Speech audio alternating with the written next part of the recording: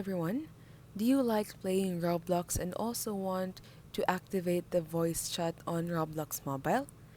If yes, just keep on watching because we prepared a step-by-step tutorial for you. First step, open Roblox on your phone and then press the three dots at the bottom right corner of your screen. Once you're here, just look and press settings, which will lead you to this page. The first thing you have to do is go to account info, and here you will see the option to verify your age and your account.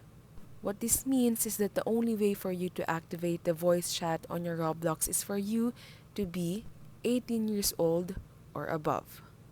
As you can see here, to verify my age, I have to type in my email address, and then once you type your email, just press continue, and then Roblox will ask you for more information. Just press start session, then this will lead you to a new page on a new web browser where Roblox will ask you for your ID, valid ID, your picture, and more personal information. Here is the list of the valid IDs that you can use to verify your age on the game. All you have to do here is take a picture or upload a picture of the valid ID that you have.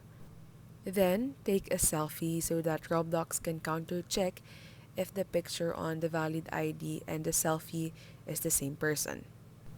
Once you're done verifying your age, you can go back to your Roblox game or Roblox application and then press back and then go to privacy.